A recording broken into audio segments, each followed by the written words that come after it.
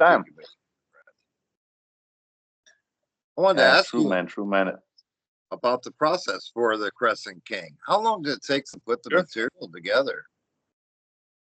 Man, so as you know, playing in a band, you go to the rehearsal space with a lot of good ideas. But I think from start to finish, I'd say perhaps a year of writing, yeah, approximately, and then like a few months in the studios and polishing it off. So year and a half until we set Hmm. with the final product, and then we had to, pitch it to all kinds of different important people. So that took a while as well. But I would say year and a half approximately. I wanted to ask you about one of the tracks that I enjoyed most, and that was Hmm? Harvest. Yeah, that's my favorite from the album too. It is. How did that one come to you? Oh man, I think I think in every writing process so that we go to, we find out, do we have enough heavy songs? Do we have enough fast songs? And so we just settle on, we needed like a job for a cowboy, Chinese gluttony like vibe. We need a slow banging song. Yeah. So we did. So we had this riff in our bank. We have a great riff bank just full of riffs, and we had this one riff, and we didn't quite know where to place it, but so instead we just turned it into a song. Yeah, so it's a very melodic song as well as the atmospheric C part in the end of the song that we just felt like it. So it just fit. Plus Benjamin on bass does a lot of crazy tapping as well. Hmm. So we just wanted to make room for that and just give it the space to breathe. Yeah. And I wanted to talk to you about your live performance. You're Mhm. one of the best live acts that I've seen live. You guys Have you really seen us? bring it every time you hit the stage. Have you seen us live or just on videos? I've seen footage of it, yes. Oh yeah. You've seen the videos, yeah. And it's fantastic. You guys really bring it live. And I wanted Thanks, to man. ask Thanks a lot. how much work goes into the production of your live show? I think the videos you saw from Copenhagen, I suppose it's the Endless Majesty music video you saw. On that particular show, we used quite a lot of money on our pre-production, pre-show, but usually, so we just go out full throttle, just give it every bit of it.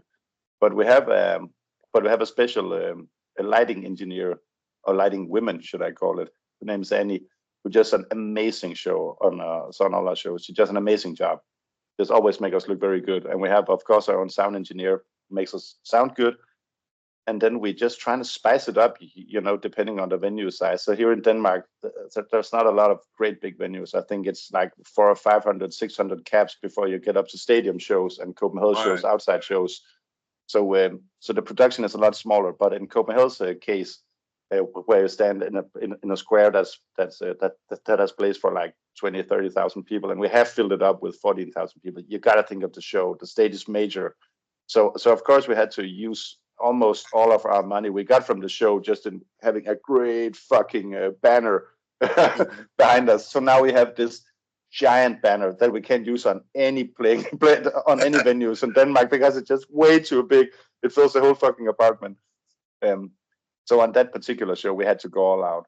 And we also had a show at GAFA Awards where we brought pyrotechnics to the show, which was a lot of fun. And that was the first time we did it.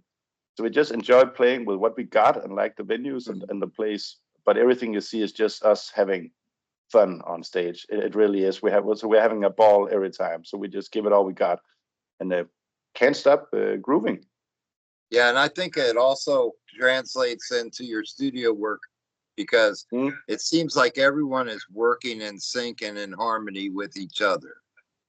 yeah, that's totally correct. Just from the songwriting perspective, or so we have Franz, who's writing the main part of the riffs. He always has the good ideas, and we other guys can send him small bits and bobs, some ideas. So then Franz just compiles it to one track, and we bring it to our rehearsal space, and then we expand it out to break it up in parts and expand it to a whole song. So when we finally hit the studio, so we are all that's a dead set on the direction, and we've been playing together for like 10 years. So I know these guys like Wow. my brothers, and they are my brothers. And so we've been playing together for like 10 years. And some of us most than others. We had a few replacements, but for but for the majority of a decade, we've been playing together. So we just know a lot about each other. And that translates to our live performance, as you say. So we are so tightly knit together, and we all know our parts. And I just know so that Thomas, our drummer, will play this riff. I just know where he's lying on the beat. Benjamin, I know where he is on the bass. I know Franz's guitar sound exactly, and I know exactly where Nicholas is gonna, our singer is gonna do stuff and hullabaloo on the stage. So yeah, we're a total tight knit group, and that shows on the music, I hope. And speaking on that, I wanted to ask you, how did the band originally form? Well, the band originally formed with Thomas and Franz, the drummer, and my guitarist. They had some few ideas, and they had a mutual friend called Simon, which you may know from a Danish band called Based. He's also singing in that. He's also singing at band, but he started singing in our band first. So they met. I think Franz and Simon were studying to be a teacher together, and they just so looked at each other, saw each other's metal shirts, like, so are you into metal? Do you want to sing? Do you want to play? And they just started trying some stuff out, and then they knew Thomas, who was a great drummer and always has been, and they called him in to lay some drums on it, and started playing some cover music. Perhaps we should expand this a little bit. And then they found Søren, our founding bass member, so he isn't a part of the band anymore. And then they found me. I studied with Thomas here in Aarhus, and I brought some. So I told him about I'm auditioning for some other bands, and I brought him some tracks that I played. I didn't know that he was founding that he was founding Livløs with the other guys. So he said, well, instead of auditioning with these guys, perhaps you could come to the rehearsal space next Tuesday, check it out. So then I just joined from there, and we rehearsed, and we played a few cover songs, and kind of silently agreed that so let's rehearse next Tuesday, perhaps. So then the ball just rolled from then. So it was just a networking, I suppose. And Aarhus is the second largest city in Denmark. There isn't that many metalheads around, and especially 10 years ago, the metal scene wasn't that great. So it's kind of easy to find each other through Facebook and just through networking and friends. And then the ball just rolled from there. I wanted to ask you as well, if you could speak on your musical development. At what age did you begin?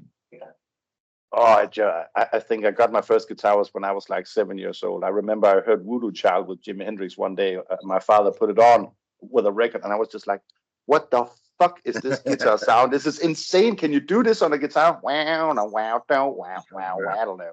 I was totally blown away. And the next day I got a guitar. So it wasn't an electric guitar, but it was an acoustic guitar, and my family is very musical.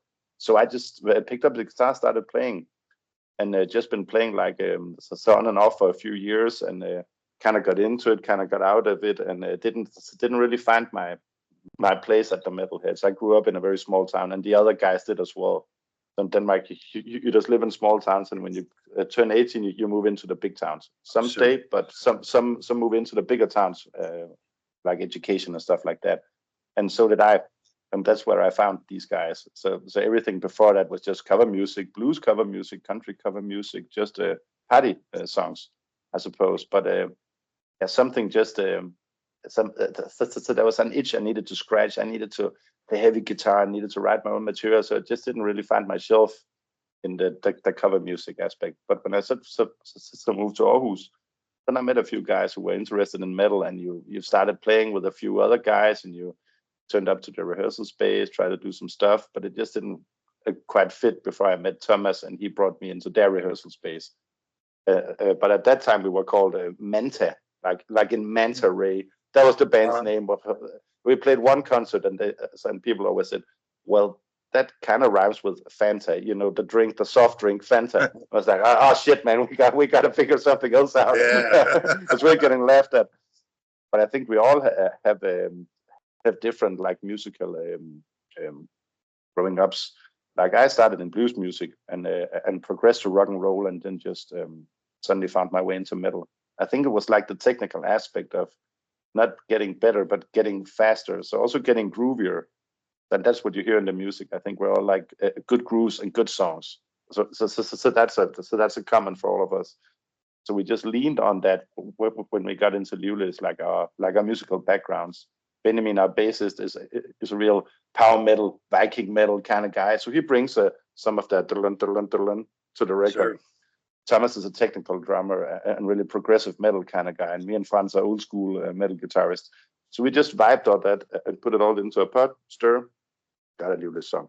Yes. So I think that's kind of what you hear on the songs, that we come from all kinds of different directions. On the new album here, so you'll hear it's a lot more black metal inspired pieces. So that's typical. Niklas, our front man, who likes that stuff, and Franz and Thomas as well, and Benjamin. So I think I'm the only one who doesn't really like black metal music. But when they bring it into this perspective and use it in a Livløs context, I think it just makes sense. Sure. And I think too as well, it's not you can tell you're not going by a map. The band has its own sound and it brings that sound to the style. True. And I think that's what pulls it through. And listening to your material, you don't sound like anybody else. It sounds like thanks, man. And that's what I look for in bands that have their own original sound, their own original feel, because that's what I like to discover and to be a part of, because I think that's what separates the men from the boys. Yeah, I agree totally. So I think that's one of the biggest compliments that you can give a musician. So that's like, you don't sound like anybody else, and you can like distinguish that sound. That's so for a musician, that's the best compliment you. I wanted to also ask you, along your musical journey, what do you feel has been the best advice that has been given to you along the way? The best or what, sorry? Your best advice that has been given to you. Has anyone gave you any advice that helped you along your career?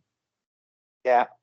I think personally, so on a guitar playing level, it's always less is more. And I think in general, that goes in a lot of things in life, that less is more. You always have to cook things down to, so what does this mean? Like, you always have to find the meaning in things. So from a guitar technical perspective, I think that's what we lean towards. But sometimes, as I think it was Spinal Tap that said it, more is more sometimes. Sometimes you just gotta do more. Sure. But less is more has probably been the best advice. But professionally, the music business is a tough nut to crack. And I think early on in our musical career, someone said to us that sometimes it's just better to do things yourself. And we spend a lot of time, a lot of years just pitching to labels, like all these kinds of guys in the business who wants to make money off you. But that time, someone said to us that it's just best to do it your own way. And I think that really rang true with us on this album, so which we both finance and distribute by ourselves. Some will notice that it's Nocturne Productions who released the album, but that's actually our own firm who released the album. So it's not a label, it's not anything on it. So we just took charge ourselves and just kind of leaned into that do-it-yourself kind of way. So you got all the more control of the songs. Absolutely. Yeah. And speaking of the label and everything, I wanted to ask you, what's the best way to get a physical copy of the album and any merchandise that you have? So I was speaking from your perspective, like how would we send it to you in America? Yes. I'm sure we can send you a T-shirt or something. Is that what you want, Robert? No problem. I'll send you a T-shirt. Great. I'd love one, but yeah, I'd love to know how people can order. Can they order through your web? Do you have a website? Yes. Yes, they do. Yes, they can, and yes, we do. We ship worldwide from our. Just check out our Facebook page or our internet address, livløsband.com. You'll find everything there. But yeah, we ship to America, of course. But if you know anybody who wants us touring America, then just say so. We'd be very interested. All right, I'll put the word out. I think that's our last milestone. I'd like to just do that grand America tour. That's always on a European band's mind. Like, that must be the Holy Land, just going over there, touring America. So that's it's a childhood dream for many bands, I think, and for us as well. And if you toured America, Who would you like to tour with? Oh, which band? Oh man, there's fucking a lot of great bands over there, man. My personal favorite is Job for a Cowboy. I would love to tour with them, man. Totally. And Black Dahlia Murder, of course. But people say we sound a lot alike. But man, I'd love to meet those guys and have a tour with them. That would be great. And Job for a Cowboy. Look, think of that package: just Black Dahlia Murder, Job for a Cowboy, Livløs underneath. Can't get any better. Can't get any better, man. For me, it can't get any better. And lastly, I wanted to ask you, if you could give a message to your fans, what would that message be? Ooh, that's a deep question, Robert.